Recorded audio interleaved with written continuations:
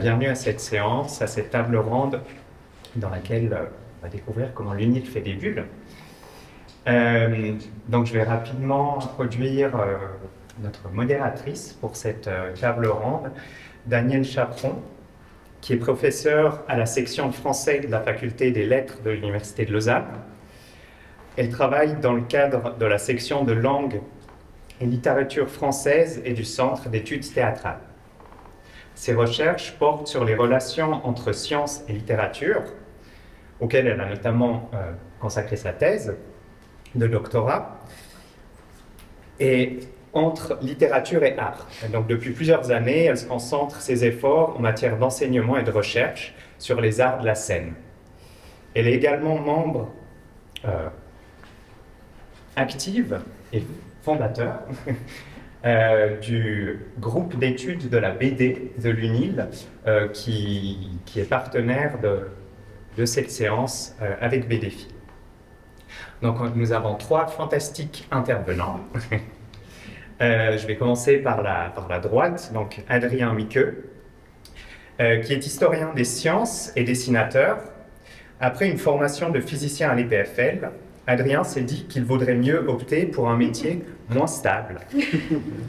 Il se tourne alors vers le journalisme scientifique, mais trouvant les débouchés encore trop nombreux, il bifurque vers le monde académique et entreprend une thèse en histoire des sciences à l'Université de Lausanne. Il est maintenant docteur, mais ne sait toujours pas soigner les gens. En parallèle, Adrien s'est dit qu'il avait un nom de famille prédestiné pour dessiner des petits Mickey. Il gribouille des éditos pour le journal d'architecte Tracé, des jeux pour le journal de Mickey et des canards sur sa page Instagram. Il co-dessine et co-scénarise avec Camille Van Belle, qui est ici également dans la salle, l'album Dans les pantoufles de Darwin. Les vraies pantoufles de Darwin. Elles sont là. Voilà. Et donc, dans cette œuvre, vous dressez un portrait décalé du grand naturaliste à partir de ses lettres, ce qui lui permet d'allier ses différentes passions. Donc, je parle maintenant à nouveau d'Adrien. Fouiller dans les archives et dessiner des trucs rigolos. Ensuite, au centre, nous avons Gauthier Stauffer. Gauthier Stauffer est professeur associé à la faculté des HEC de l'Université de Lausanne, au sein du département des opérations. Spécialiste de l'optimisation, il développe des modèles mathématiques pour répondre à des problématiques concrètes en logistique, transport urbain, gestion de production ou encore dans le domaine du sport. Il a notamment collaboré avec une ONG et s'intéresse également à la vulgarisation scientifique. En collaboration avec Olivier Dupouet et le dessinateur Sébastien Damour, il a coécrit la bande dessinée Surf, Sorbet et Statistique, une introduction au machine learning dans les affaires, qui propose une découverte ludique et accessible de l'apprentissage automatique appliqué au management. Et finalement, Christelle Aubry. Christelle Aubry est médiatrice scientifique au CHUV et docteur en microbiologie. Passionnée par la transmission des savoirs, elle travaille actuellement sur une bande dessinée visant à dévoiler les secrets du monde bactérien au grand public. Par l'intermédiaire de Lucas, le dernier ancêtre commun universel, elle entraîne les lecteurs et lectrices à la découverte de l'histoire fascinante des bactéries. De l'origine de la vie à l'impact de ces microbes sur notre santé, cette BD cherche à allier rigueur scientifique et narration engageante pour éclairer petits et grands sur cet univers invisible qui nous entoure. Voilà, donc on va avoir à peu près une bonne heure et je laisse la parole à Dan. Merci beaucoup. Alors voilà les présentations qui sont faites.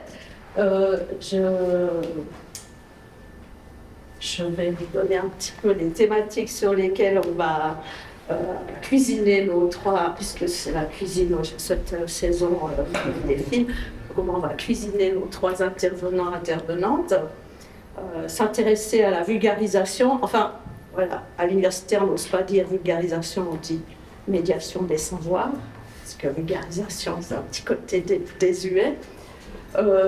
Donc, on va s'intéresser à comment le savoir prend vie, en fait, grâce aux bandes dessinées, dans la mesure où, comme vous le savez peut-être, le savoir vivant, c'est la devise de l'université. Donc, hypothèse, la bande dessinée serait un moyen pour redonner ou donner de la vie au savoir. Et 3 dimensions peut-être qui peuvent postuler à cette animation ou réanimation, le fait qu'il y ait des personnages dans une bande dessinée, le fait qu'il y a possiblement des histoires, des scénarios, et bon, il y a aussi la question du dessin, du graphisme, qui peut avoir aussi son bénéfice pour remettre un petit peu de vigueur dans des savoirs stabilisés ou un peu réputés froids. Les statistiques, ça ne fait pas rêver a priori. Bon, voilà. Donc, on va s'interroger ou interroger nos intervenants sur ces 3 dimensions dans leur choix, parce qu'en fait, ce sont des choix très différents. Donc, on a l'air d'avoir un panel unile, mais en fait, c'est très diversifié dans les choix. Moi, finalement, ce n'est pas tellement la question des domaines qui sont forcément diversifiés, mais la question des choix dans ces différentes dimensions. Voilà, c'est ça qui va nous intéresser. Alors, je voulais juste, avant d'attaquer ces 3 dimensions, vous demander quel était le public cible, en fait, pour chacune de vos entreprises. Alors, notre sympathique introducteur, dont je n'ai pas demandé le prénom, Simon. Oui, il m'a dit, pardon. Simon, on a déjà esquissé un petit horizon, mais si vous pouviez, Christelle, dire pour quel public cible vous aviez songé. Non, on a songé du coup plutôt ciblé adolescents secondaire 1 ou secondaire 2, et d'utiliser justement ces bandes dessinées comme un support avec les professeurs de biologie pour un peu soutenir un peu leur propos, leur cours, et que voilà, du coup une première introduction à la microbiologie et au monde microscopique pour ces âges-là. Donc le destinataire, ce sont les professeurs qui l'utilisent comme support d'enseignement ou... Ouais, alors idéalement secondaire 1, secondaire 2 pour la vie de tous les jours, mais après on aimerait aussi regarder justement avec les professeurs pour vraiment utiliser, parce qu'il y a des fois des petits aspects qui peuvent être cachés un peu dans les dessins, qui ne sont pas vus à la première lecture. On pourrait aider les professeurs à aider le lecteur à bien comprendre chaque point. Et la diffusion, un éditeur gratuit. On est en cours de... On n'en est pas encore là, malheureusement. On cherche justement... Mais dans l'idéal, pour vous, ce serait de passer par une diffusion publique. On aimerait bien, plutôt que de se dire, on songe sur le département de l'information pour... Ou en tout cas, après, déboucher à des budgets pour permettre d'avoir accès gratuitement dans les écoles. Merci beaucoup. Donc, on voit public adolescent. Alors de mon côté, le projet est né en fait de cours que j'enseignais dans le domaine, donc en statistique, sur l'apprentissage machine dans une école de commerce. Et en enseignement, souvent on aime bien que les étudiants lisent des supports avant de venir en cours, pour les faire réfléchir en amont et puis ensuite discuter de ce qu'ils ont compris, appris, et puis aller un petit peu plus loin, puis creuser les concepts. Et puis je me suis aperçu que dans le passé, j'ai fait plusieurs tentatives et ça ne marchait pas beaucoup. Sans avoir lu. Malheureusement, oui, alors j'avais peut-être pas les bons leviers pour les inciter à lire. Et en fait, je me suis dit qu'il y avait 2 moyens naturels. C'était soit de manière très coercitive, en imposant de lire et en faisant des questions, en posant des questions d'examen notées sur les lectures en question, ou alors d'essayer de les amener de manière un peu plus ludique à lire les choses en amont. Et c'est comme ça qu'est née cette BD. L'objectif, c'était de les amener à lire sans effort. Oui, ça se discute. Voilà. Avec un minimum d'effort, des supports en amont pour pouvoir ensuite interagir en salle de cours avec eux sur ces sujets-là. Niveau bachelor ? Alors là, ça s'adressait au départ effectivement essentiellement à des étudiants, on va dire, oui, plutôt bachelor, ouais, même première année de master, ça pourrait aussi être adapté. Ouais. Et là aussi, donc, diffusion en fait ad hoc à l'intérieur des cours, Oui. ou vous Ouais. rêvez de... Non, alors au départ, c'est vraiment né la volonté de le diffuser de manière gratuite et libre à tout le monde, à nos étudiants en particulier. Sous forme électronique. Sous forme électronique. Et puis là, dernièrement, j'ai des collègues qui avaient fait des projets un peu similaires à Genève et qui m'ont dit qu'on pouvait utiliser des plateformes en ligne pour diffuser ces choses-là sur un support en papier. Et donc, on a mis en place ça, mais du coup, on diffuse à prix coûtant. Voilà. L'objectif, c'est vraiment de le rendre accessible à tout le monde. Ceux qui veulent s'en approprier peuvent s'en approprier. Et alors nous, on n'avait aucun étudiant À séduire. à séduire ou à interroger. Alors nous, c'est très grand public, on va dire, de 7 à 77 ans, plus, parce que maintenant on est quand même plus vieux. Et on était assez contents en fait en dédicace, parce que c'est toujours pareil, on écrit un truc, nous ça nous fait triper, parce que c'est rigolo. Donc, je ne sais plus si ça avait été dit dans la présentation, mais on fait une sorte de biographie un peu décalée de Darwin à partir de sa correspondance. On y reviendra sans doute. Mais donc nous, on trouvait ça super drôle. L'éditeur s'est dit, pourquoi pas, ça a l'air bizarre. Franchement, on n'avait aucune prétention sur le fait que ça allait plaire au plus grand nombre. Et bon, il s'est trouvé qu'en tout cas, dans les dédicaces, on avait des gens très variés, des enfants, des personnes plus âgées, beaucoup de profs quand même. Et bon, ce qui est pas mal, c'est qu'on est un peu à la frontière, c'est l'histoire des sciences, hein, il y a un peu de sciences, il y a un peu de biologie, donc ça plaît aux professeurs de biologie, aux professeurs d'histoire, aux documentalistes, etc. Bon, on a des gens assez variés.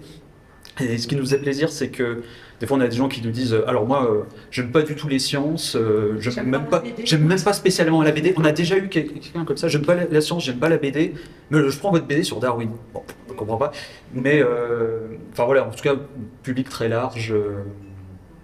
Voilà. Et pour la diffusion, là pour le coup c'est un éditeur commercial, on va dire. Oui. Donc il est distribué en librairie.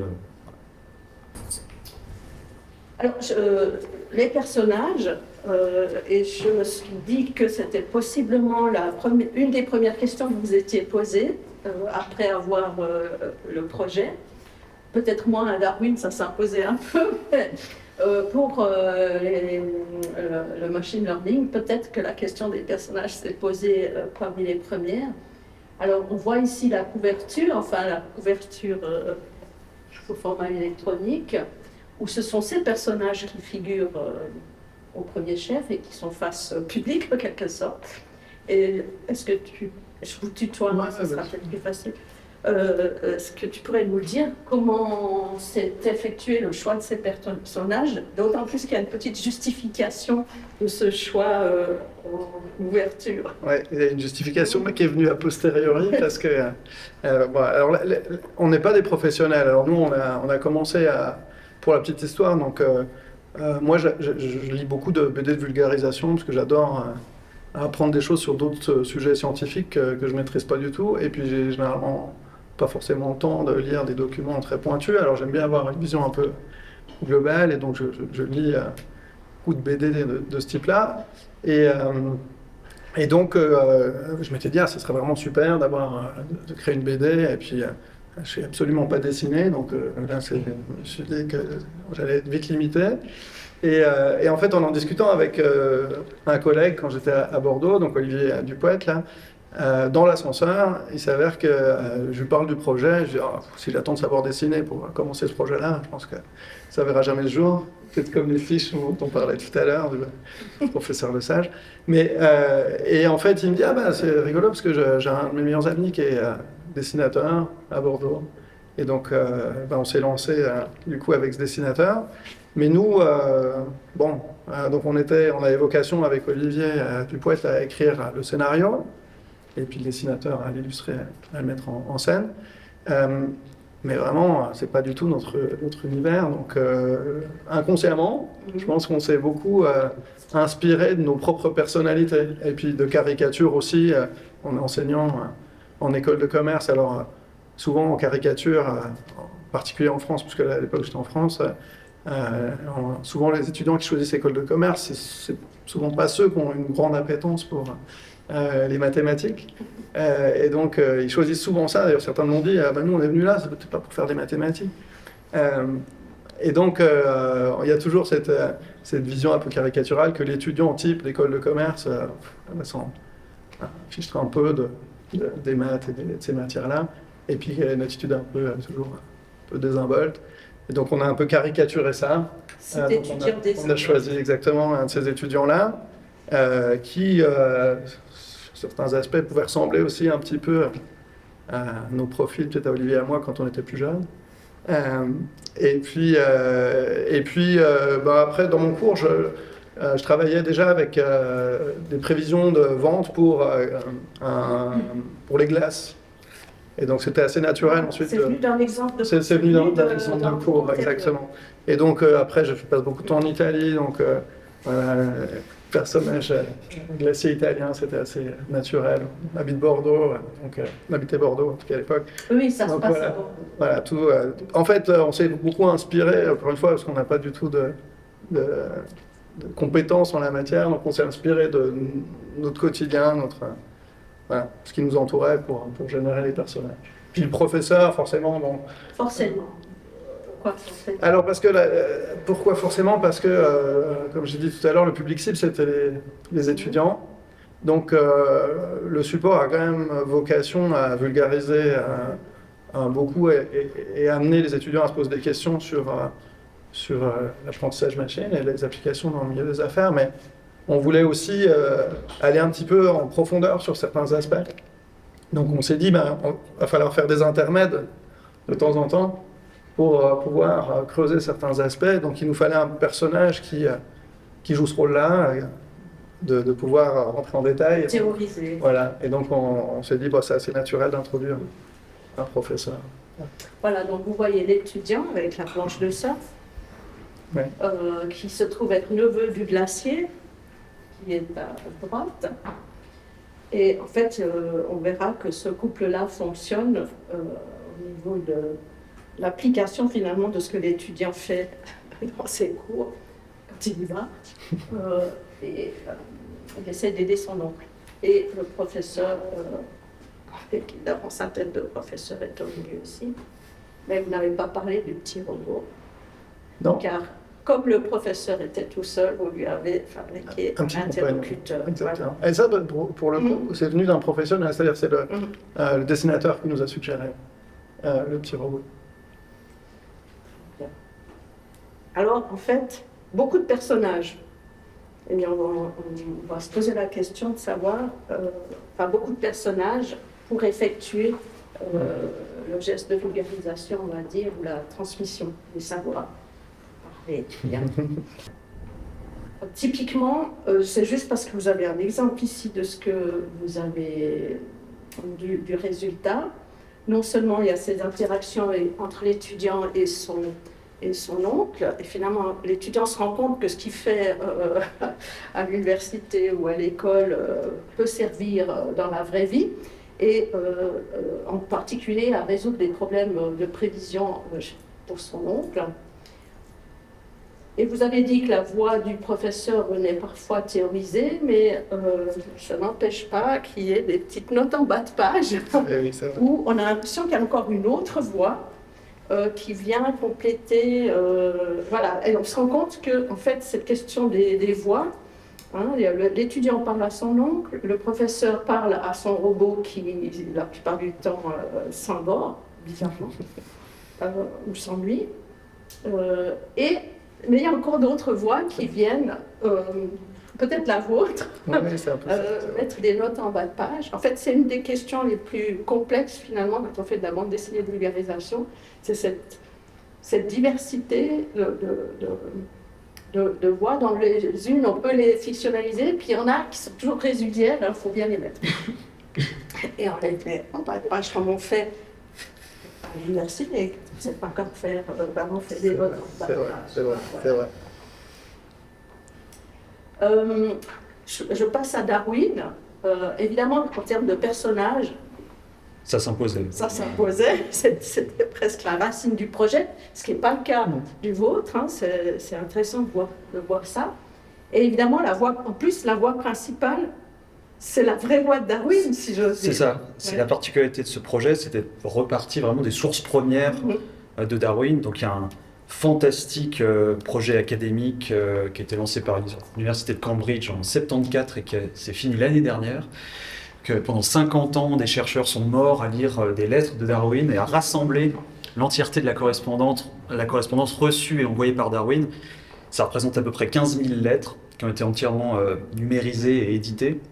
Au départ, c'était une édition papier, mais qui a été rendue accessible grâce à des financements publics, notamment, très important à la recherche publique en histoire. Et en fait, ça fait une base de données qui est absolument géniale. Vous pouvez aller regarder, ça s'appelle le Darwin Correspondence Project. Vous pouvez faire des recherches plein texte. Donc vous cherchez, par exemple, pigeons, et là, vous avez 12 000 occurrences. Ah, il se passe quelque chose avec les pigeons. Donc vous avez la voix de Darwin, la voix de ses correspondants directement. Donc on est parti de ça, et en fait, on est parti de ça parce que en lisant, alors c'était Camille au départ qui avait fait un article pour Sciences et Vie Junior autour de Darwin, il fallait faire le compte Instagram de Darwin, et elle voulait avoir pour les commentaires de ses amis des vrais commentaires qui auraient été faits. Et elle est tombée par hasard sur cette base de données, puis elle s'est rendue compte que non seulement la base était énorme, mais en plus la correspondance était très drôle. Darwin est très drôle, ses amis sont très drôles, et il a énormément d'amis. Et on s'en rend compte en lisant son courrier, pourquoi il a autant d'amis, parce qu'il est hyper sympa. Il est très drôle, il est très attachant, il a toujours plein de problèmes de santé, donc il se plaint tout le temps, on fait « Oh, pauvre Darwin, il a mal au ventre ». Voilà. Et on le suit jour par jour, parce qu'il écrit énormément. Il est toujours coincé chez lui, donc toutes ses interactions passent par l'écrit. Parce que c'est une particularité, s'il avait eu un poste à Londres, à la Royal Society, quelque chose, il aurait eu plein d'interactions à l'oral qui auraient été définitivement perdues pour l'historien. Donc là, on a une source géniale, et il a fallu trouver effectivement un moyen de, comme vous parliez de cette histoire de voix, des fois il y avait des passages qui paraissaient tellement drôles, on dit mais il faut qu'on les mette tels quels. Donc ce qu'on a fait, c'est qu'on les a traduits et mis entre guillemets. Tout ce que vous avez entre guillemets, donc, comme dans un article. Donc là, par exemple, non, là on a... Oui, c'est l'explication. Oui, là, par exemple, voilà. vous avez des petits passages... qui sont entre guillemets, notamment par exemple la dernière case, je défendrai les Drosera jusqu'à la mort. Drosera étant une type de plante carnivore, il avait son type de plante carnivore préférée, et puis il faisait des sortes de battles avec ses profs, avec ses potes, pour dire ah ouais non mais moi je pense que la Dionée elle est meilleure, non la Drosera elle est mieux. Enfin, et donc là tout est entre guillemets parce que c'est des traductions littérales des lettres. Quand c'est pas une traduction littérale où vous n'avez juste pas de guillemets. Et donc là, on se permet des fois des petites libertés, mais dans tous les cas, chaque page est sourcée et vous avez, alors là, pas des notes de bas de page, mais des notes de surpage avec une indication en haut, juste sous le titre, des lettres qu'on a utilisées. Si vous voulez aller vérifier qu'on ne raconte pas des cracks, ou alors pour voir le contexte global de la lettre, vous avez l'interaction, alors voilà, lettre de Azagré à Darwin, 7 janvier 1857, voilà. Et vous pouvez le retrouver via le moteur de recherche du site. Donc, pardon. Donc, je remarque. Et il y a de temps en temps quand même quand on se disait mais ça paraît quand même trop gros, on remet véridique, non vraiment c'est la vraie vérité vraie. Et ça, c'est votre voix à vous. Et là, c'est notre voix à nous. Plus difficile. Ouais, je sais pas. Est-ce qu'un bactérie, c'est un personnage? Alors, Lucas est en couverture, c'est le nom de l'album. C'est ça. Alors, on voit apparaître Lucas assez rapidement dans les premières pages. C'est la page où il se présente. Enfin, il y a eu quelques pages précédentes pour un petit peu montrer l'origine des bactéries à partir de... Enfin, je sais pas, dans l'astronomie, et puis on zoome sur la Terre, et puis sur la vie sur la Terre, et on arrive à Lucas. Oui. Alors, qui est Lucas? Donc Lucas, c'est l'acronyme pour, en anglais, Last Universal Common Ancestors, donc le dernier ancêtre commun universel. Et donc, en fait, c'est notre grand-père à tous et à toutes. Et en fait, on s'était posé la question, comment on veut raconter une histoire sur des bactéries? Et on avait un peu plusieurs acteurs, on s'était dit, on pourrait partir du chercheur, mais on a un peu marre de toujours parler du point de vue d'un chercheur avec l'effet blouse blanche, etc. Donc on s'est dit non, on va pas partir du point de vue chercheur. Après on s'est dit on pourrait partir du point de vue d'un malade qui a eu une infection et comment c'est sa vie, etc. Et on s'est dit que ça pouvait être un peu pesant. Et après on a réfléchi, mais en fait là, on veut parler de bactéries, mais aussi d'humains, en ayant un regard un peu neutre, donc qui on pourrait prendre. Et on s'est dit, en fait, on n'a qu'à prendre notre ancêtre commun à toutes et à tous, et qui est Lucas, qui est en fait, on ne sait pas trop ce que c'est. Voilà, génétiquement, on dit que c'est donc notre ancêtre commun et qui est autant le grand-père des bactéries que le grand-père des dinosaures, des vaches, des plantes, des humains. Et c'est pour ça qu'on s'est dit, on part de ce monsieur, ce qui est un peu une figure aussi. Oui, alors c'est pas un monsieur, mais c'est ce nom, voilà, justement, il y a de l'anthropomorphisme dedans, mais qui est un peu une figure un peu de grand-père qui va raconter l'histoire. Mais oui, il n'y a pas blouse blanche, mais il a quand même les lunettes et la barbe. Donc voilà, monsieur et pas une dame. Parce qu'il est très... Oui, alors ça m'a très embêtée. Dans ton bas de page. Ça m'a très embêtée. J'ai essayé de voir s'il n'y avait pas un moyen de féminiser Lucas, mais le nom, malheureusement, il est quand même très... Ah, oui. Ça peut se... Ah, On aurait pu, c'est vrai. on aurait pu faire une grand-mère, effectivement. Ouais, la grand-mère Lucas, c'est vrai. Non, mais voilà, on met aussi une standard parce qu'il est ancien, etc. Donc, voilà. Mais il a ce petit côté professoral, parce que finalement, il a quelques indices qu'on retrouve chez Nimbus, vous l'avez appelé, non? Professeur Nimbus, c'est ça, exactement. Ouais. Un petit côté Nimbus. Mais alors, voilà, là, vous venez de nous restituer tous les choix possibles. Ça veut dire que vous avez vraiment posé cette question parce que ce n'était pas aussi évident pour Darwin. Et voilà, qui va être le personnage? En fait, il surgit là, mais en fait, c'est moins le personnage qui va être mis en scène pendant tout l'album. Ça ne va pas être un personnage récurrent, alors qu'il y a des personnages récurrents, évidemment, dans les deux autres albums dont nous parlons. En fait, on le voit ici, il s'annonce en disant « Je vais vous raconter l'histoire de mes petits-enfants, les bactéries ». Donc, en fait, ce personnage récurrent va très vite ne plus être dessiné, mais ça va être la voix qui raconte. Exactement. Donc c'est un personnage de narrateur. Parce qu'il ne raconte pas son histoire. Il raconte l'histoire de tous les autres, en fait. Hein, mais son autorité ou sa légitimité, c'est d'être le grand-père. Voilà. Voilà, alors, très vite, j'ai mis cette planche pour montrer que très vite, la population de personnages, elle est juste infinie. Donc vous avez un personnage, Facile. 4 personnages, infinité de personnages. Exactement, parce qu'il y a énormément de bactéries et c'était ça qui est difficile à... Et chacune va apparaître et être personnifiée. Exactement. Donc, au départ, vous dites, vous n'avez pas de personnage, puis à la fin, vous avez l'infini. Voilà. Et puis, j'ai entouré ceci pour montrer que malgré l'apparence de phylactères narratifs carrés en haut des cases, en fait, c'est toujours la voix, on suppose, de Lucas, puisqu'il s'adresse directement à nous, lecteurs. Hein. Vous demandez ce qu'elle consommait, donc Lucas est toujours en adresse directe au lecteur. C'est tout à fait ça, exactement. Je n'ai pas vu de notes en bas de page, mais j'ai peut-être pas été attentive. Il y a eu quelques notes où on explique, on expliquera un peu mieux à un prochain chapitre. Parce que justement, je pense qu'on verra plus tard la structure des chapitres. Alors, est-ce qu'il y a une histoire? Autre diversité entre vos 3 albums. Il y a très clairement une histoire dans l'album Sorbet statistique. Voilà. Et avec un début et une fin. Le début, c'est l'arrivée en gare de Bordeaux du neveu accueilli par son oncle. Simon, tiens, s'appelle. Le en question. Et puis, il y a une fin. Ce n'est pas si intuitif, mais il y a bien une fin. C'est-à-dire qu'il y a un problème au début.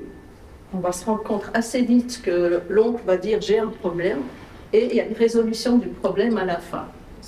Au départ, c'est surtout le neveu qui a un problème. C'est qu'il est venu pour passer des vacances. Oui, mais voilà. Oui, mais ce qui va faire l'histoire, c'est la résolution du problème. Parce que c'est seulement quand on aura résolu qu'on aura enfin le droit d'aller surfer. Voilà. il est sympathique, cet étudiant. Voilà, donc il y a une histoire, en tout cas une histoire support. Hein, Oui. et vous avez, je dis vous les trois, pour vraiment se dire, bon, bah, le but c'est de séduire et puis de casser l'idée de leçon de statistique. Donc le support d'une histoire était très important. La structure, c'est 2 chapitres où j'ai retenu un petit peu, bien que l'histoire continue, mais ça a l'air d'être 2 chapitres Ouais. parmi les 48 du cours C'est un peu ça. de stats. Apparemment, c'est vraiment pour dire ça correspond au cours sur les arbres de décision. Et voilà. Oui, et puis ça s'avère en plus que on était, donc les 2 auteurs du scénario, on était plus spécialisés sur l'un ou l'autre des 2 chapitres. Ah, Donc finalement, d'accord. on s'est aussi réparti Les 2 domaines. un peu l'écriture. Qui sont les socles en fait de Exactement. ce qui va suivre. Voilà, donc l'histoire des personnages, mais une structure qui vient en fait du contenu scientifique. Tout à fait. Avec l'idée aussi que, justement, on parlait tout à l'heure du professeur Nimbus, qui vient pour expliquer des concepts en détail.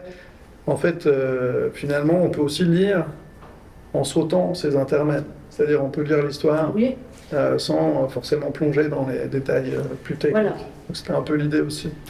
Il y a quand même des détails techniques. Oui. Mais c'est 2 niveaux différents. C'est 2 ce que niveaux je comprends. différents, Oui, exactement. oui. Alors, c'est important de dire, l'oncle et le neveu, c'est un niveau, Oui. qui est déjà, enfin, pour quelqu'un qui vient du théâtre, déjà pas mal. Et puis, professeur Nimbus, qui fait collapser son robot, c'est un autre niveau. Un chapitrage hyper sophistiqué pour Lucas. Hein, Oui. C'est-à-dire qu'il y a 12 chapitres. Alors il y en a un peu moins maintenant, Ah, il y a un petit peu moins maintenant. parce que c'est une BD qui est du coup, Et donc, vraiment, ça scande l'album.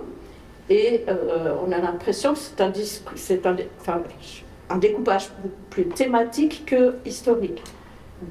On n'est pas en train de se dire, je fais l'histoire des bactéries et de leur développement. On les examine sous différents angles. Ça n'a exactement. pas dû être facile de trouver ces 12, 10 chapitres. Non, mais ils ont quand même un lien entre eux, parce que on apporte chaque fois une information qui permet après de bien comprendre la suite. Par exemple, le chapitre 3, on explique qu'est-ce que c'est qu'une bactérie. Après, on pourrait se poser la question, mais en fait, comment elles se reproduisent. Puis du coup, elles se reproduisent, il y en a de plus en plus, il y a une compétition qui entre en jeu. Donc, comment elles se battent, comment elles essaient de survivre. Et après, il y a le chapitre La Belle au bois dormant, parce que là, c'est un moyen de survie de certaines bactéries, de se mettre sous la forme de spore. Exactement, elles font une spore et c'est quelque chose qui reste un peu inerte et qui peut se réactiver même plusieurs milliers d'années plus tard. Et etc. Et après, on amène chaque fois des petites infos en plus qui nous permet après d'arriver à comprendre comment une infection se met en place, comment les antibiotiques fonctionnent après pour soigner cette infection, comment la bactérie peut développer des résistances parce qu'il y a l'antibiotique, etc. Donc ça a pris du temps à aussi trouver comment commencer le chapitre, comment le finir pour après pouvoir commencer Ce sont des le suivant. épisodes en fait. Ouais, hein. c'est ça. Et du coup, ça fait une séquence pédagogique. Minimalement, les 2 chapitres, c'est aussi ça, c'est-à-dire qu'il y a une histoire et une séquence pédagogique. Et vous, c'est une séquence pédagogique et avec cette idée que chaque épisode fait une histoire. Donc c'est plutôt une suite de micro-histoires. Voilà, il y a un peu, oui. Puis dans chaque chapitre, on met une bactérie un peu plus présente que les autres. Avec un nouveau personnage central. Alors nous, Découpage thématique. il n'y a ni début, ni fin, Ouais. ni fil conducteur. Voilà. Mais c'est des thèmes. C'est des thèmes. Justement, c'était un peu l'idée. En fait, on voulait vraiment sortir de la biographie classique. Alors déjà, le truc que vous ne trouverez pas dedans, c'est le fameux voyage de Darwin autour du monde, le fameux voyage du Beagle. Mais parce qu'on a fait une sorte de petite étude de marché en fait avant de faire la BD. On tape Darwin BD, il y a 4 ou 5 BD qui existent spécifiquement sur le voyage du Beagle. C'est-à-dire, on va pas refaire ça. En plus, on n'a pas un niveau de dessin qui nous permet de dessiner les Galapagos, les machins. Alors, c'est un kiff un peu pour un dessinateur de faire des îles exotiques, etc. Bon, nous, on s'est dit, on va faire les 50 années suivantes, parce que le voyage autour du monde, c'est 5 ans, c'est pas mal, mais il y a quand même 50 ans où il reste globalement chez lui dans ses pantoufles. Donc, on voulait explorer cette partie-là.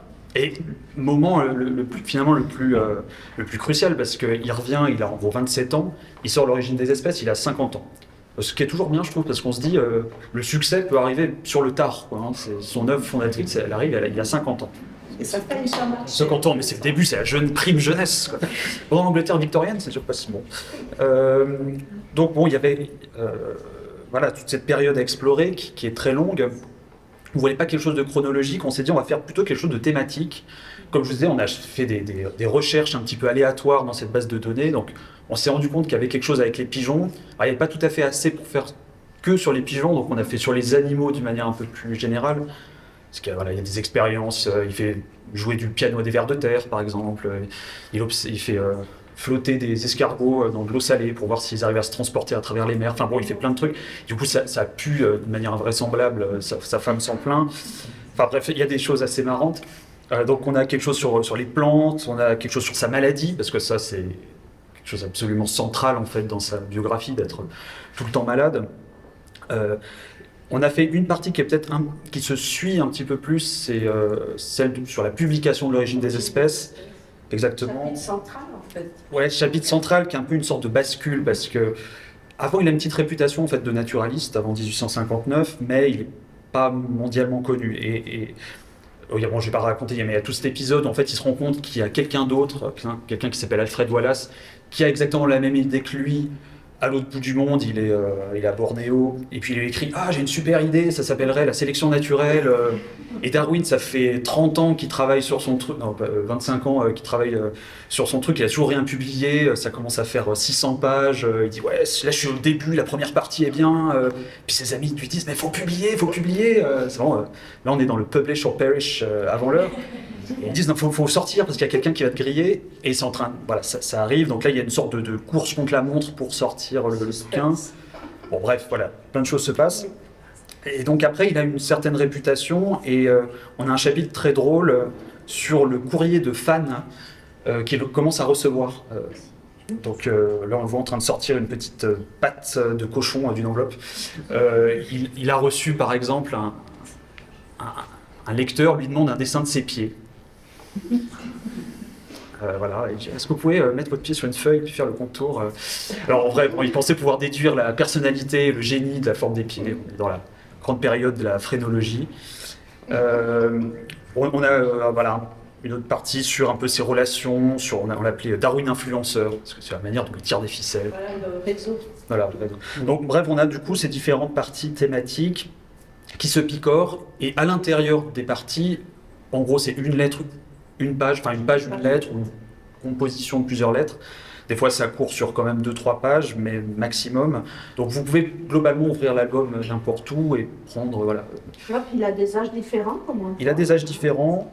Il y avait cette grande question, bon, peut-être on y reviendra, mais sur la représentation aussi de Darwin, est-ce qu'on le fait avec une barbe ou pas de barbe? Pareil, en fait, il se fait pousser la barbe, il semble après... C'est bien une question. Bah oui, alors c'est une grande question, il semble que ce soit pour cacher un eczéma, on n'est pas tout à fait sûr. Il se la fait pousser après l'apparition de l'origine des espèces, il y a une sorte de truc un peu nouveau look pour une nouvelle vie. Sa vie bascule, et avant il a une sorte de favori roux, et on a des photos avant-après. En 2 ans, il prend 70 ans d'âge. Voilà, donc on regardait à chaque fois de quand date la lettre. Est-ce qu'il a une barbe? Il n'a pas de barbe? On s'était fait une chronologie du look à peu près de Darwin selon les moments. Je crois qu'il y a eu 1 ou 2 erreurs, à un moment on s'est planté. Il y a de grandes études sur les peintres et le moment où ils mettent la barbe. Non, juste pour dire que c'est un fait de biographie et de construction de l'image qui est... Oui. Et je crois que les hommes victoriens aimaient beaucoup la barbe, et en fait il y a des récits de femmes de l'époque qui disent mais qu'est-ce que c'est que cette mode? C'est moche, ça pique, c'est dégueu en fait. Mais vraiment, c'est vraiment très drôle. Parce qu'en plus les barbes victoriennes, il y a des trucs, c'est baroque, quoi. Voilà, donc des structures très différentes, et donc pas forcément un scénario.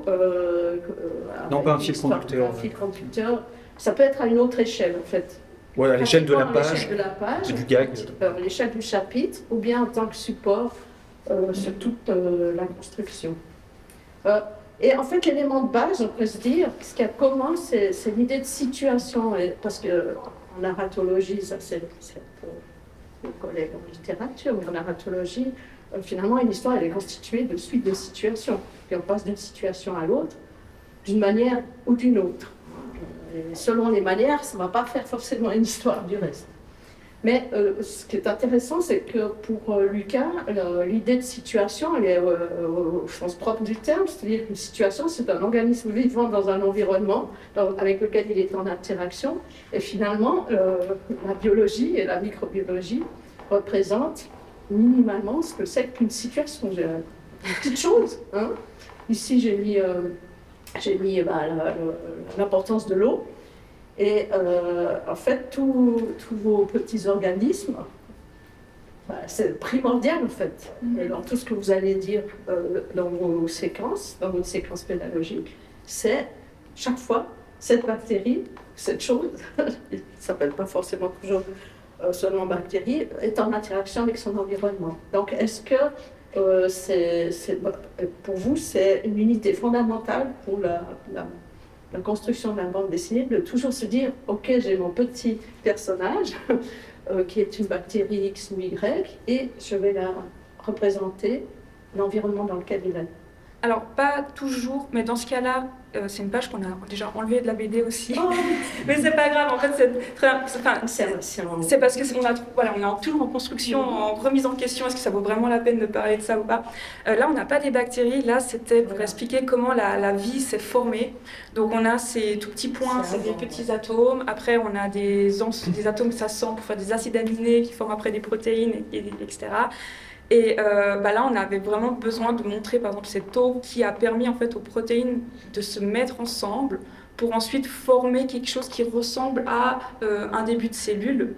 Et parce que les cellules, en fait, c'est ces petits Legos qui forment toute unité, c'est des unités de la vie, et puis ensemble, en s'assemblant, elles forment des organismes. Et une bactérie, c'est une seule cellule, donc c'est pour ça qu'on pense que c'est les premiers organismes vivants qui sont apparus. Et donc, il y a des fois des contextes où on est vraiment obligé, en tout cas moi je trouvais qu'il fallait les mettre dans leur environnement pour vraiment expliquer, pour être scientifiquement juste, quoi, que là on a cet assemblage de protéines pour former une cellule, il a été possible grâce à l'eau. Si ça avait été dans un environnement sec, il y aurait 2 protéines à l'autre bout, ce ne serait pas trop touché, et puis elles n'auraient pas pu former une unité complexe comme la cellule. Alors, c'est parce qu'elle est dans l'eau qu'elles peuvent s'assembler, qu'elles peuvent se reproduire. Donc, situation, action. Ouais. Les escargots. Les fameux escargots. Voilà. Alors là, ces situations non pas directement de l'organisme en question, qui est directement l'objet de la représentation. Et ici, même s'il n'y a pas le savant 12 manches ni Darwin en tant que scientifique dont on fait la biographie, on le voit en train de construire des situations. Il construit des situations, c'est-à-dire qu'il prend son escargot et le trempe dans l'eau. Et ce sont des situations expérimentales, on va dire. C'est ça, parce que là, la grande question à laquelle il essaie de répondre, c'est comment ça se fait qu'on ait la même espèce d'escargot séparée par 15 000 km de mer, quoi. Qu'on ait une même espèce sur le continent et sur une île très éloignée. À l'époque, on n'a pas la théorie de la dérive des continents, donc on ne sait pas que... Alors, il y a des théories sur des ponts, etc., mais lui, il se dit, c'est possible qu'ils soient dispersés par les phénomènes. Donc, il se dit, est-ce que les escargonages, est-ce qu'ils peuvent survivre dans l'eau de mer? Alors, il a des champions qui arrivent à durer pendant 1 mois sans se décomposer complètement. Parce que quand même, vous voyez, un escargot dans du sel, c'est un peu ragoûtant.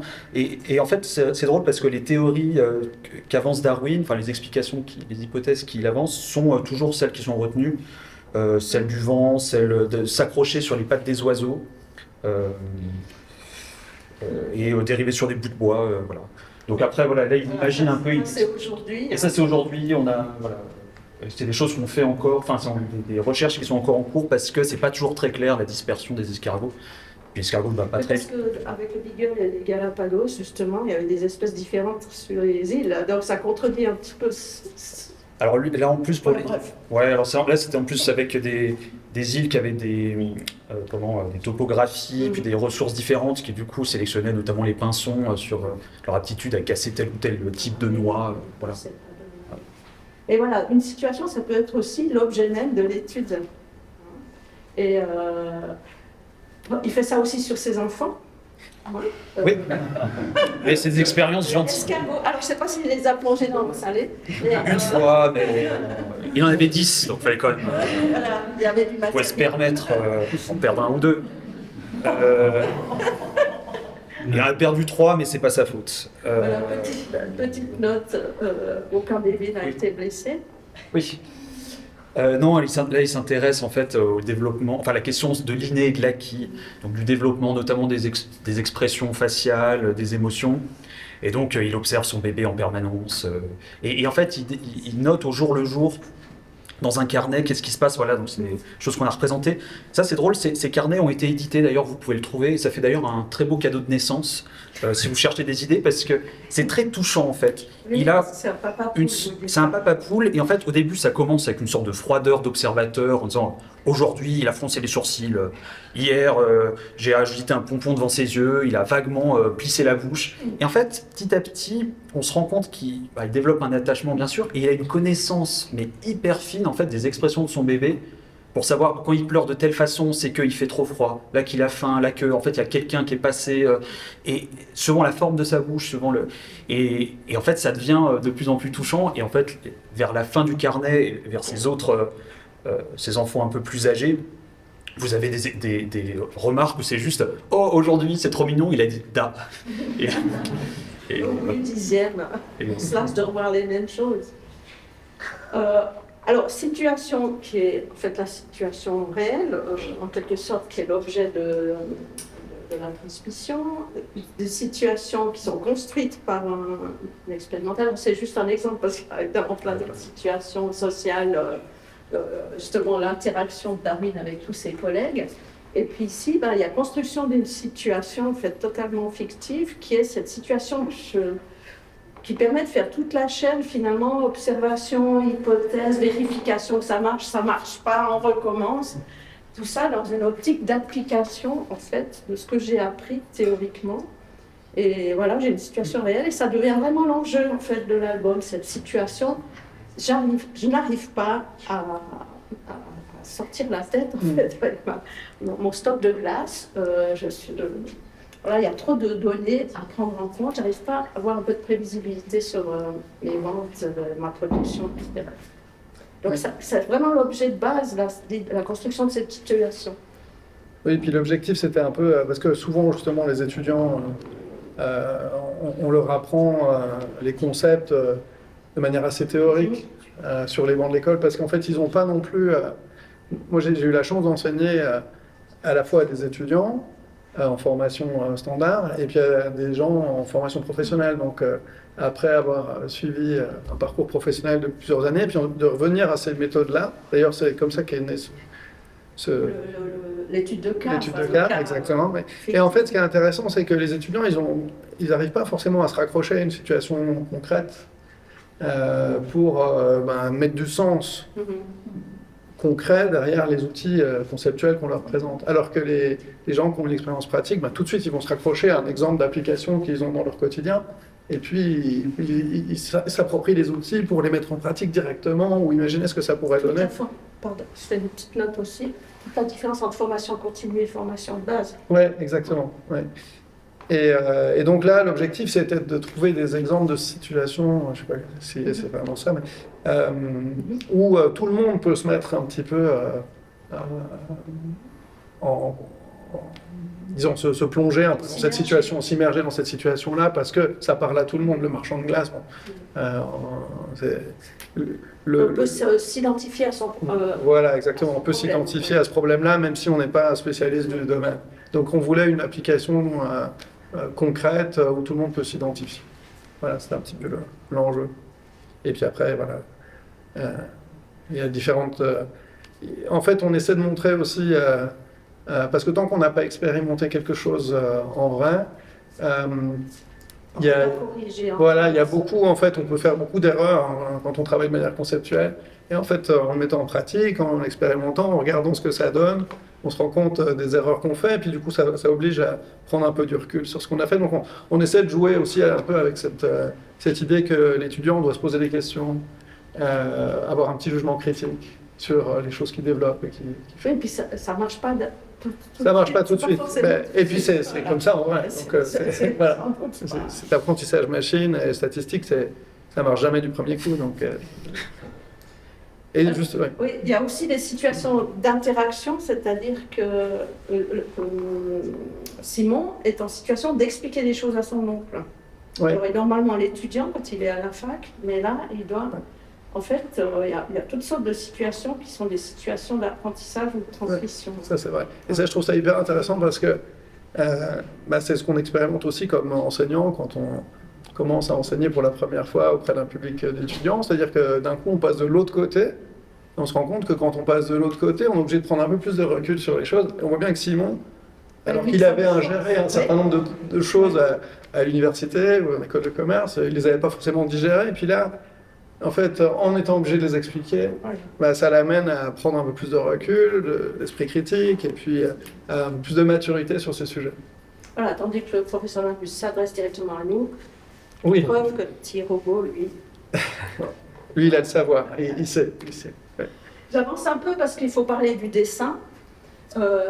Parce que j'ai l'impression que le choix de la BD peut être justifié par plein de choses, mais on voit que le fait qu'on ait affaire à du dessin sur une page permet de faire beaucoup de choses, de faire coexister beaucoup de plans différents. Alors là, j'ai mis cette page, j'espère que vous ne l'avez pas supprimée. Non, Où vraiment on fait le portrait de ces petits animaux, je vais dire ça comme ça. Avec leur caractère un peu anthropomorphique. Mais il y a parfois cohabitation sur une même page de deux types de dessins. On voit bien la différence ici. Hein, un dessin plus objectif, on va dire, comme on a l'habitude dans les cours de viol, au bas de la page. Et puis, en fait, l'animation, la personnification d'une situation, justement, une situation de mort, une situation de devoir échapper à l'extinction par des personnages qui sont une autre traduction de ceux d'en bas, en fait. Enfin, ils deviennent personnages en haut alors qu'ils sont objets d'étude en bas. Et en fait, là, ça se passe sur la même page. Hein? Alors, je suppose que c'est l'une des raisons du choix du médium bande dessinée, de pouvoir faire ça. Ouais. Hein? C'est surtout que, personnellement, je trouve que c'est un peu chiant l'image du bas.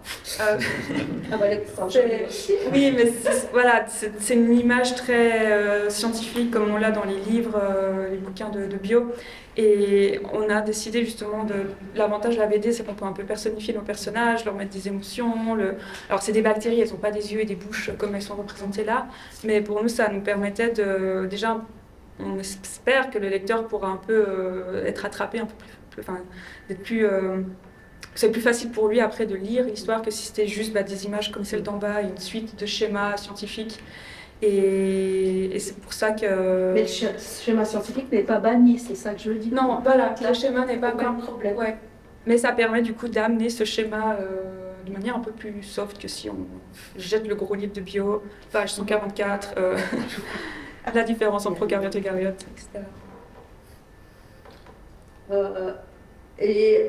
Non seulement il y a des figures anthropomorphiques dans Lucas, mais vous avez aussi figuré métaphoriquement les situations dans lesquelles ils sont. Hein. Exact. Ouais. Donc il y a là aussi, c'est des niveaux différents. Hein, parce que j'ai le niveau illustration scientifique, j'ai le niveau personnage de BD, mais j'ai le niveau je représente figurativement, de façon totalement métaphorique, figurée au sens propre du terme, ce qui leur arrive. Hein. La couleur ici, la coloration devient un petit peu de peinture. Vous allez me dire, on l'a ôté, mais la flèche, c'est une agression, etc. Donc, vous avez aussi plusieurs plans de distance avec ce que vous expliquez. Vous figurez le discours. Mais c'est pas si différent que ça, le pot de peinture en bio, parce qu'on met vraiment, on leur jette dessus des colorants. Donc finalement, c'est assez représentatif de la réalité où on a avec une casquette, on leur met une goutte de colorant, puis elles se prennent le colorant dans la face, et suivant la coloration, elles viennent violettes ou roses. Sinon, on les verrait pas au microscope. Mais l'attaque avec... Bon, non, alors l'attaque, les anneaux olympiques, oui, ça, c'est... tout ça, voilà, vous avez figuré métaphoriquement celui-là. Et puis je vois qu'il y a Jura, il y a le drapeau. Non, j'ai fait une petite référence à mon canton d'origine avec la bactérie bleue qui porte la pierre d'Unschfunen qu'il a donnée. Donc voilà, il y a quelques petites références. Voilà, mais ce qu'on constate, c'est vraiment tous ces niveaux de dessin. Bon, je développe pas, mais il y a quelques dessins naturalistes dans Oui, qui ne sont pas de mon fait d'ailleurs, qui sont plutôt le fait de Camille qui est bien plus doué que moi pour les dessins naturalistes. Et puis, il y a intégration graphique, pardon, les fautes de frappe, on voit que j'ai fini ce C'est la gaffe Ouais. graphique. Graphique, peut-être c'est pas mal, non? Alors c'est un, Et vous parodiez ou vous ironisez sur les schémas Oui, là, c'est un- scientifiques, voilà. c'est un gag. Alors c'est un semi-gag parce qu'en fait, ce fameux site de Cambridge permet de donner le nombre d'occurrences d'un Ouais, terme des infographies. en fonction du temps, quoi. Donc c'est là où vous vous rendez compte des passions un peu intenses que peut avoir Darwin et puis des passions qui sont périodiques, quoi. Donc notamment avec Pigeon, vous avez un nombre d'occurrences qui explose au bout d'un moment, puis après ça redescend, puis après c'est le terme orchidée qui explose. Donc on voit qu'il a des phases un peu maniaques sur différentes thématiques. Et puis il y a la statistique d'épais quand même. Et alors, ce fameux tableau classificatoire des pets de Darwin, qui a absolument fasciné dans toutes les recensions de presse qu'on a eues, c'est le premier truc qu'ils citent. Puis voilà. Bon, on fait l'honneur de nos parents grâce à ça. Alors, on a un tout petit peu triché parce qu'en fait, il ne l'a pas dressé de cette manière-là exactement, mais il a un carnet de santé qui tient à destination de ses médecins pour lui dire un peu comment ça va chaque jour. Et un de ses gros problèmes, c'est les flatulences. Et donc, on s'est rendu compte qu'il avait une classification où il disait harsh. Puis je me rappelle plus le terme, si c'était horrific, je sais plus, pour vraiment la dernière. Enfin, il y avait différentes comme ça façons. Et du coup, il est assez systématique dans son échelle des vents. Et voilà, on l'a représenté de cette manière, ça fait beaucoup rire. Et ça, derrière ça montre aussi un peu sa façon de travailler de manière générale. Et il le dit vers la fin de sa vie, mon cerveau est devenu une machine à broyer des faits. J'accumule des choses, je les classe, je les assemble, etc. Et ça s'applique à sa propre santé, à son propre transit intestinal. Voilà, donc ça c'est aussi pour introduire en fait. Ça, c'est typique, vous avez la situation d'interaction de vos personnages et vous allez inclure des schémas scientifiques directement dans les bulles, dans les cases. Et la BD, elle supporte ça, hein, cette espèce de collage. Alors vous, c'est un peu dans un but ironique. Là, c'est vraiment pour, je dirais, faire passer la pilule. Hein. On voit bien, il y a la situation concrète, bien enveloppée en fait, ce qui est quand même le plus difficile à avaler. Qui sont les graphiques, les tableaux de données. Et puis il y a très souvent ce geste de le montrer, c'est sur un ordinateur ou sur l'iPhone, et nous voyons dans la case ce qui est montré à l'encre dans l'iPhone. Donc voilà, comment vous assumez d'avoir par exemple pas redessiné ces graphes, parce que typiquement vous avez redessiné toutes. Alors, c'était important de coller en fait ouais, c'est vrai que c'est une bonne question. En fait, initialement, donc, comme j'ai dit, on voulait vraiment que ce soit un support pédagogique. Et en fait, on voulait aussi mettre à disposition des vraies données, avec des vrais outils que les étudiants pourraient utiliser. Et en fait, en gros, là, pour presque l'entièreté du document, les étudiants peuvent reproduire presque toutes les expériences qui sont menées. Donc en fait, il y avait un petit peu cette idée que, en fait, s'ils veulent jouer ce jeu-là, ils peuvent le faire aussi, et ils devraient retrouver à peu près ces mêmes schémas, ces mêmes informations. Donc voilà pourquoi on les a intégrés de manière donc ça, c'est le pont vers la réalité des étudiants. Ouais, exactement, en fait. Tout à fait. Ouais. Alors parfois, c'est moins sensible. Hein. Là, on a l'impression que déjà, c'est du noir-blanc, donc c'est intégré autrement. Parfois, quand c'est le professeur d'un bus, ça va s'intégrer à la case de façon un peu... Voilà, donc il y a plusieurs modalités d'intégration en fait, des schémas. Et ce qui est important, c'est que le schéma, celui que l'étudiant va avoir en vrai dans son ordinateur, il est là aussi. Oui. Voilà. Et c'est là qu'on se dit, en fait, le surf a l'air d'être pas simplement l'horizon quand on aura réglé le problème, mais qu'il est une sorte de métaphore des statistiques elles-mêmes. Oui, bah je sais pas si c'est vraiment. Ah oui, sur les vagues, est-ce que c'est pas, on n'a pas réfléchi comme ça, je pense. Caché sur. Finalement, c'est ça qu'on fait. On essaye de prévoir les vagues. C'est une bonne. Il faudrait qu'on analyse de manière psychanalytique. Voilà, c'est ce qu'on a voulu faire. Mais c'est un sport national, là, du coup, à Bordeaux, donc c'est surtout. Mais comme quoi, c'est pas. Mais c'est vrai qu'en statistique, la vague, ça se présente aussi là. Oui, la scène. Donc il y a peut-être un peu de ça. Donc un peu comme les figures métaphoriques dans le bouquin, en fait. Oui, alors je vais finir là-dessus pour pouvoir quand même passer la parole au public. C'est-à-dire, je veux dire, on a 3 domaines très différents la microbiologie, la théorie de l'évolution et les algorithmes. Qui sont comme ça, j'aurais pu mettre les maths, mais bon. Voilà, ça c'est des domaines, mais par ailleurs, j'ai l'impression qu'on peut voir que ça diffère sur le fait que on est directement dans le monde des bactéries, c'est celui-là qu'on anime, hein, de l'intérieur en quelque sorte. Oui. On a un scientifique, un savant, comme on disait au 19e, puis c'est lui qui s'anime, parce que c'est vrai qu'il est sympa. Hein. On a tout de suite envie de l'épouser, cet homme, avec son eczéma et tout ça. Bon, pas les 10 enfants, mais bon. Et puis, dans le dernier, ceux qu'on anime, c'est vraiment ces vecteurs de transmission. Et en particulier l'étudiant qui se retrouve, non pas toujours assigné à sa place, mais en fait, se retrouver à faire autre chose qu'être juste l'étudiant, en fait. Voilà, alors, je pense qu'il est temps que nous ouvrions le débat. En tant que lecteur de bande dessinée de vulgarisation générale, hein, oui. Oui, j'ai une question. Alors déjà, désolé d'être arrivé en retard. Petit souci, c'est nous aussi. Couplé dans un J'avais une question, est-ce qu'il y a une grosse différence, parce que là, la BD de droite, elle est plutôt pour des adultes, on va dire. Celle du milieu, en tout cas, mon enfant n'avait pas beaucoup aimé. Celle de gauche, je ne sais pas si elle est déjà sortie ou pas, mais c'est une grosse différence entre les BD pour les enfants préados ou bien... Alors, on a défini les publics cibles au départ, oui. Effectivement, parce que... Non, mais vous avez raison de dire que c'est effectivement premier, c'est pour ça que je pense que... Donc, rapidement... Oui, l'approche est très... Pas tellement, alors je ne suis pas le plus grand expert. Enfin, 7 à 77. Ouais, alors, ma collègue et co-autrice Camille Vambel, avec qui j'ai fait Darwin, a fait une BD avant qui s'appelle Les Oubliés de la science, qui est en fait au départ pré-publié dans Science et Vie Junior, qui parle de figures scientifiques oubliées. Ça a été rassemblé en album, et en fait ça marche très bien auprès des adultes. Et en fait, ils savent pas que ça a été conçu pour un public en gros de 11, 17 ans, enfin 11, 16 ans, quelque chose comme ça.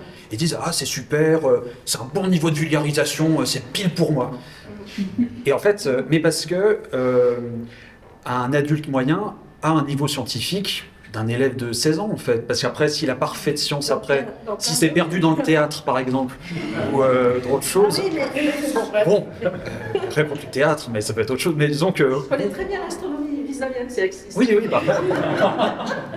Mais disons, le niveau disons, de base de science, de qu'est-ce que c'est une protéine, une cellule, ou comme ça, ça fait peur à tout le monde. Je vous dis, acide aminé, je pense, oh là là, ça... C'est ça qu'on l'a enlevé. Oui, mais oui, voilà. Et donc, en fait, un niveau de vulgarisation, niveau collège, voilà, niveau, je sais pas, 14-15 ans, en fait, ça marche très bien. Donc, c'est ça que des fois, on prévoit quelque chose pour un public cible, puis en fait, ça déborde assez facilement. À moins que ça soit... C'est plus facile que dans l'autre, quand même. Oui, voilà, si c'est par contre... Bon, effectivement, je pense sur les statistiques, c'est clair que c'est beaucoup trop compliqué pour un niveau pour des enfants ou des ados, mais ouais, je pense que ça peut être assez émouvant qu'on est sur des choses grand public. Je ne sais pas si je peux ajouter quelque chose. La vraie différence, ça va être sur les références culturelles en vrai. Oui, sur un point, on fait référence, oui. Je me souviens à Sciences et Vie Junior, le gros coup de vieux, le jour où ils se sont rendus compte qu'un stagiaire de 3e qui leur sert à tester la plupart de la couverture, ne comprenaient pas la référence à Terminator, par exemple. Ouais, là, ça a été un drame. Ils ont montré, c'est une image avec le fameux œil rouge, etc.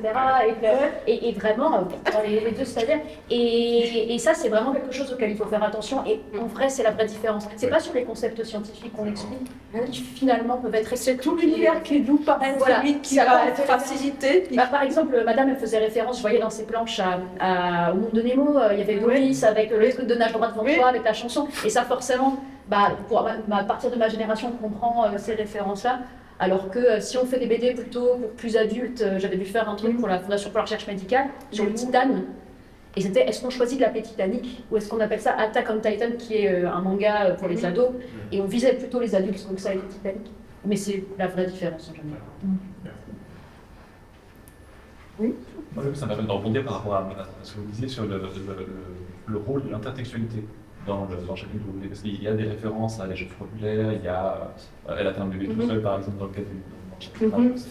Et comment est-ce que vous avez puisé, quel est le rôle aussi pour, est-ce que c'est un rôle qui est purement vulgarisateur, entre guillemets, pour aider à passer la pilule de l'information scientifique, ou est-ce qu'il y a un jeu intertextuel aussi, peut-être inter-référentiel entre des private jokes, je ne sais pas, comment est-ce que vous avez puisé finalement dans ce registre-là? Est-ce qu'il y a un usage qui est réfléchi, qui est pensé, ou c'est anecdotique? Parce que c'est de la complicité avec le lecteur, il y avait de la private joke avec le jureur, mais ça c'est juste pour ça. Et où est-ce que justement, c'est ça ta question, est-ce qu'on crée une complicité avec le lecteur? Ou est-ce qu'il y a une dimension qui est peut-être, est-ce que c'est ludique, ou est-ce qu'il y a une dimension aussi de médiation scientifique? Par exemple, tiens, si j'apprends ce chapitre du monde d'une chanson populaire, en fait, potentiellement, on va attirer davantage, capter davantage l'attention, et tiens, et puis potentiellement. Dans le cas des bactéries, ça va super bien vu qu'elles font des bébés toutes seules. Donc voilà, le site était tout trouvé. Et donc on s'était dit que ça faisait un bon... Voilà, le titre matchait bien et ça permettait d'avoir autant la référence culturelle musicale. Et l'ont-ils? Alors les jeunes, je pense pas, mais s'ils le lisent avec leurs parents, peut-être. Et leurs profs. Et leurs profs. Et j'espère que du coup, il y aura aussi un intergénérationnel. On rattrape le coup de l'écueil que vous venez de... Mais je pense en particulier à la première extinction de masse où on voit aussi les bactéries qui sont mortes, et puis la bactérie toute seule dans son petit trou au fond de l'océan, si j'ai bien compris ce que le centre de l'information scientifique, qui du coup chante une chanson, Lonely, I'm so lonely, ouais. etc. Est-ce que là, on est plutôt dans l'anecdote ou est-ce qu'on est dans Ah oui, il y a voilà, la petite chanson, ouais. C'est un peu un mélange des deux parce que du coup, il n'y a vraiment qu'une partie. Et en fait, il y a une immense extinction de masse parce qu'il y a l'oxygène qui est apparu. Avant, sur la Terre, il n'y avait pas d'oxygène. Et du coup, il y a certaines bactéries qui ont commencé à faire de l'oxygène et toutes les autres ont claqué, sauf quelques-unes qui étaient exclues, qui se sont isolées. Donc, je trouvais que justement, la musique, là, elle entre bien pour reimager ce qui est montré, comme quoi elle est seule. Alors après, est-ce qu'ils auront la référence peut-être que les profs pourront aider en faisant écouter la fameuse chanson. Mais du coup, ça fait prendre conscience qu'il y a certains plans qui sont directement adressés au public cible des ados ou des enfants, et puis l'autre qui s'adresse à cet adulte, cet enseignant qui est supposé pouvoir se servir de la bande dessinée comme support. Donc il y a cette complicité à plusieurs feuilletés, voilà. Et que ce n'est pas harmonisé. Enfin, je veux dire, on ne va pas... Oui, c'est ça. C'est pour ça qu'il y a on va pas faire des clins d'œil ou créer de la complicité quand même. Plan de public. Comment on perçoit ce type d'initiative dans le milieu scientifique? Est-ce qu'il y a des résistances, des conflits? Nous avons ici un petit panel issu du milieu scientifique. Qu'en pensent vos collègues? Est-ce que vous êtes ostracisés dans votre petite grotte? Ou je pense pas. Comment la FBL par exemple, ou à HEC, qu'est-ce qu'on pense de ça? Non, je crois que c'est plutôt bien accueilli parce que dans notre département, en tout cas, nous on fait beaucoup pas de vulgarisation, mais enfin on essaie quand même d'apporter aux étudiants des connaissances mathématiques qui ne sont pas leur cœur de métier, mais qui vont être amenés à utiliser dans leur métier. Donc on est déjà dans une forme de vulgarisation, entre guillemets, quand on enseigne à ce public-là. Donc finalement, c'est une étape ce qui compte, c'est supplémentaire. Oui, exactement. Donc non, je crois que c'est plutôt bien accueilli. Après, On sait si c'est vraiment bien accueilli, si c'est utilisé. On verra si c'est un cas ou pas. Quant à l'AFBN, vous êtes médiatrice au CHUV, preuve que le CHUV se dit j'ai besoin de médiatrice. Oui, alors en vrai, je suis postdoc, mais Voilà. mais je fais plus vraiment de recherche, donc du coup, voilà. Mais dans mon groupe de recherche où j'ai fait mon doctorat, mon directeur, il est très ouvert à ça. Justement, Il était dans le coup, là. Voilà, il est dans le coup. Et puis, il a créé des jeux pour les microbes. Et en fait, on voit qu'il y a quand même un besoin aussi de s'ouvrir, enfin, d'arrêter d'avoir les labos fermés. Et même dans les fonds de recherche, en fait, il y a un pourcentage qui est dédié aussi à la dissémination des résultats. Et puis, en fait, les fonds de recherche, c'est aussi l'argent du contribuable.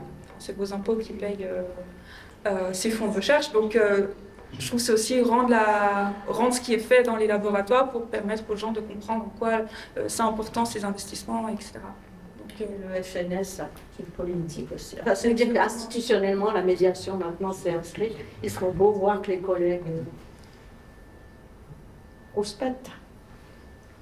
Moi, j'ai une question sur la petite différence entre les BD qui me semble assez visible. Par exemple, je pense que Darwin a ses différences sur les bactéries. C'est entre vulgariser des connaissances scientifiques et vulgariser l'activité scientifique. Il me semble que c'est assez différent. J'ai lu Darwin, mais surtout on voit beaucoup, c'est moins les connaissances qui sont importantes que vraiment son activité. Voilà. Pourtant, de manière d'ailleurs très dispersée, foisonnante, qui ressemble parfois à un enfant. Moi aussi, j'ai des escargots dans l'eau quand je suis petit. En fait, et il y a un côté foisonnant qui part un peu n'importe où, une activité qui. C'est moins ça. On voit aussi sa rationalisation, mais là, c'est vraiment l'activité au sens presque suractivité. En fait, c'est Darwin qui parle. C'est des pratiques. Exactement, oui, là c'est plus la vulgarisation historique, on va dire, et là, on a une double page où on explique vraiment la théorie de la sélection naturelle pour dire ça y est, voilà. Mais finalement, c'est pas long, c'est vrai que c'était pas l'enjeu, c'était plus comment travaille un savant du 19e. Il est sur plein de projets à la fois, il est chez lui, mais il fait pas. C'est son réseau. C'est son réseau. Et puis en fait, on insiste aussi sur le fait que. Il fait ce qu'il fait aussi parce qu'il a des moyens, il est rentier. Donc en fait, il peut se permettre de passer 3 ans à travailler sur les vers de terre parce qu'il adore ça, et sans que ce soit un succès de librairie. Et du coup, sur le surf, en fait, c'est aussi une question, j'ai l'impression, d'activité. Et en plus, la liaison entre une activité vraiment du monde académique et une activité qui développe aussi des connaissances, mais très professionnelle. En fait, c'est aussi ce qu'il y a entre les deux. Et du coup, c'est l'activité professionnelle scientifique, mais dans lequel il y a ce mélange, j'ai l'impression que c'est une question d'activité. Je me demandais un peu comment est-ce qu'on fait pour mettre en image justement une activité, sur une démarche, sur la démarche scientifique, ce qui me paraît le plus difficile peut-être à mettre en image parce que des connaissances. Effectivement, c'est quand même là qu'on a la démarche scientifique avec je caricature, observation, expérimentation, faire une hypothèse, vérifier l'hypothèse, enfin là je caricature, ça fait un peu le 19e siècle, mais je formalise, je reteste, etc. Là on a des moments de ça, mais effectivement c'est pas ça qui fait histoire.